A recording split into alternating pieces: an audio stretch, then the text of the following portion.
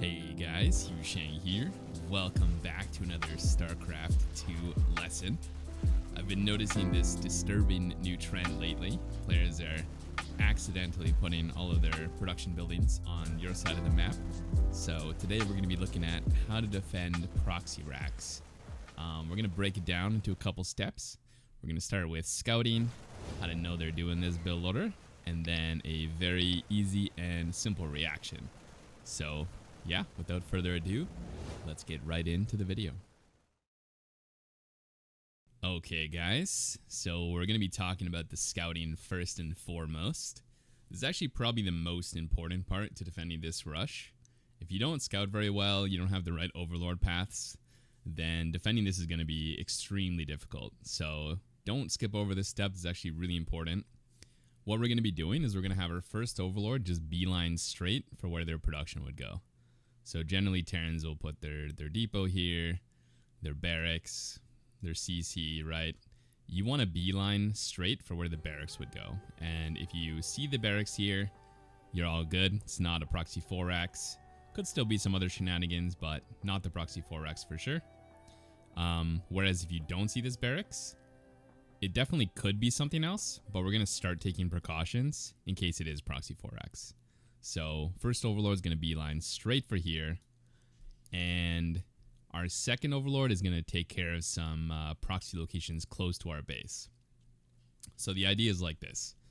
If they place their proxy very close to our base, let's say here, I don't know, here, these locations are pretty dangerous obviously because they're the closest.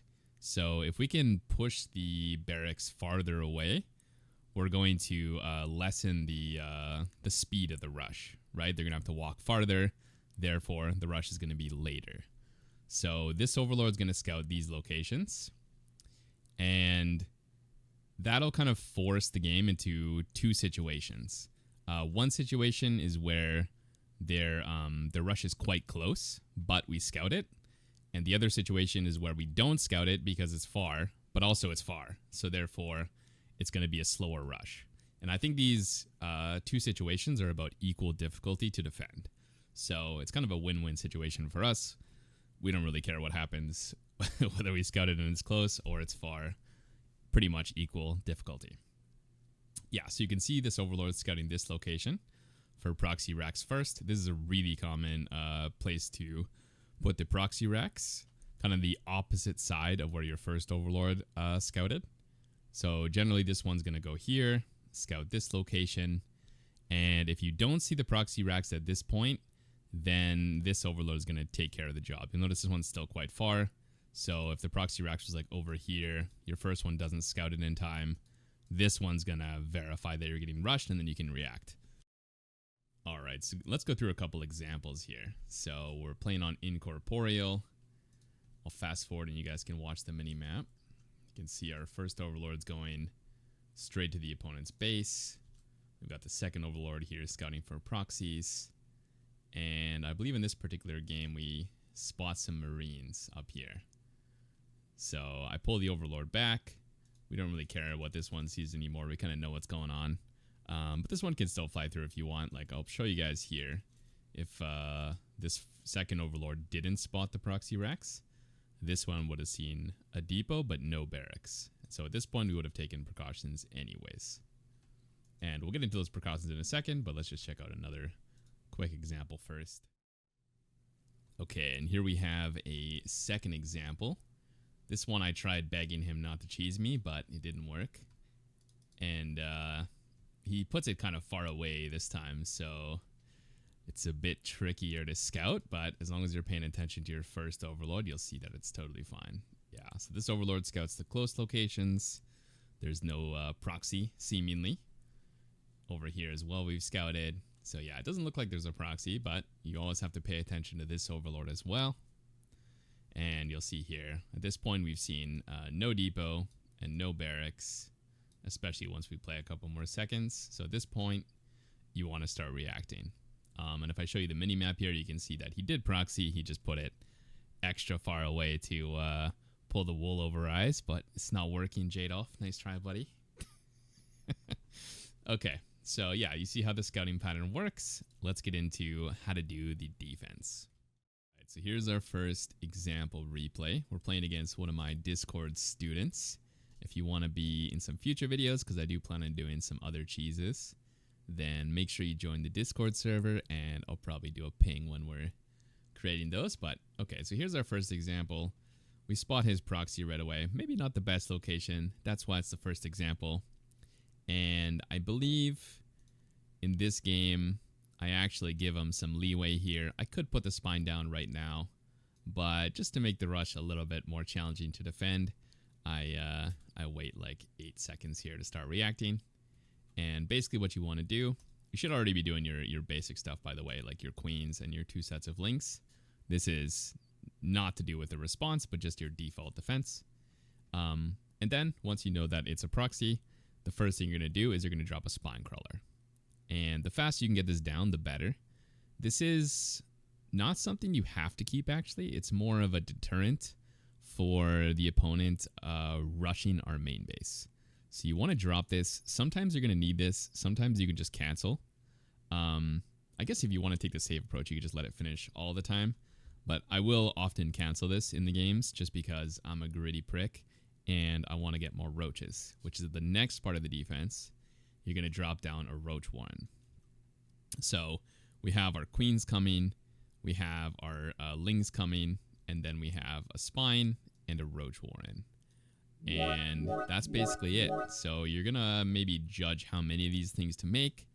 Like if they're rushing you right now, trying to rush up your ramp, you probably want to add some more zerglings to buy some time. Whereas if they don't show up at all, you know, and your spine is, let's say, like here, basically complete, then you could just not worry about it and get your roaches. All right, let me go back just a sec here. So here's where the rush starts. And you can see our queens are basically popped. The idea with the queens and the lings is just to buy time for the roaches. You don't really need these, honestly. Once you hold this rush, even if you keep your, or even if you lose your natural, you're in a pretty good position. So we're basically going to use these queens and these lings to just buy time for the roaches. And once you get the roaches, the game is just over. So he comes in here. I group up my queen ling. Actually, I want to stress this point because this might seem mundane, especially if you're like masters, but when I'm watching gold, silver, platinum players, anybody in that range, the most common mistake is they just don't group their units and A move them together. Like I'll see one queen dying to these marines, and then like these lings and this queen are like over here. And then usually what'll happen is they're microing this one queen by itself really hard and really well, but their whole army is like over here. So this is terrible prioritization. Really, really important. Group up your units and A move them. Super simple. Just don't leave anybody not in the fight. That's way more important than microing. It's not even close, honestly. It's probably like 3 times as good. Okay, so we have our units fighting here. We bring our spine down. Why not? Again, none of these units really matter. We're just buying time for the roaches. So if everything dies here, the spine, the queens, the lings, it all dies, but then we get roaches, that is still a perfect defense.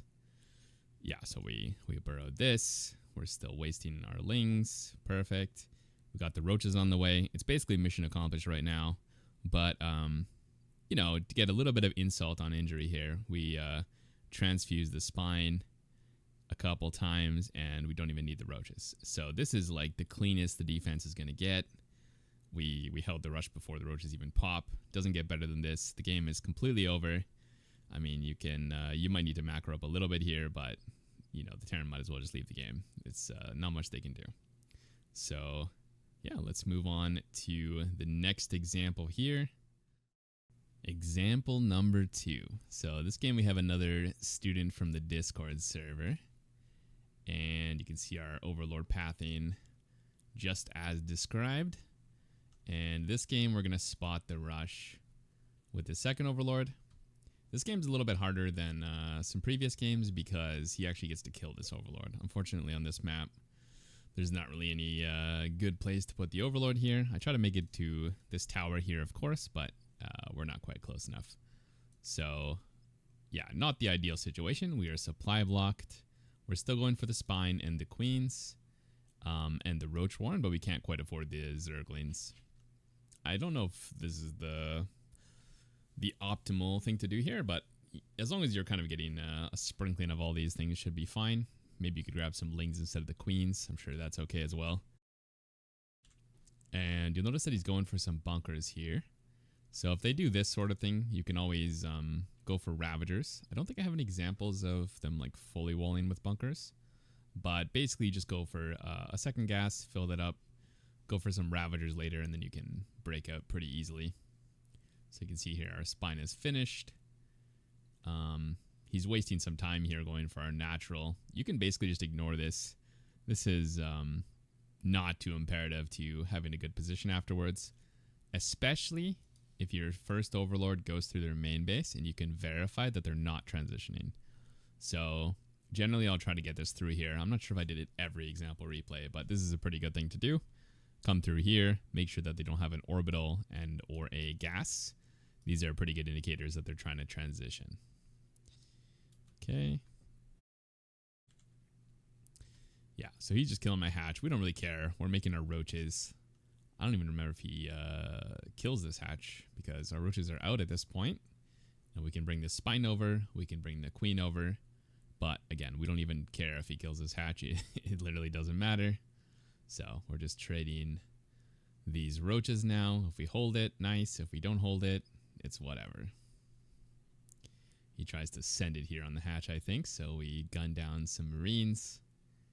And at this point, we're just super far ahead. We could even leave with the roaches at this point, and make some Ravagers and make sure we don't lose any. But we had enough to break out, so we do. And the game is over. So for our third example here, I've got a ladder game against J-Dolph, who streams quite a bit. Make sure you check out his stream. And as you can see, first overlord, same pattern as we've been talking about, easy peasy. You guys should be able to incorporate this into your game, no problem. And second overlord, what the hell is going on here? We're slacking. This game must have been played late at night or something. So this overlord should be going this way, scouting for the proxies. But you'll see that my first overlord checks the ramp, sees there's no depot and no barracks. And at this point, we're going to start reacting. So yeah, this first overlord should have seen this rush already. We could have been reacting quite a bit earlier, but we didn't do that. So now we're going to use this overlord to react. And I think at this point, I use this drone just to confirm, because I kind of have a suspicion it's over here and we messed up with this overlord.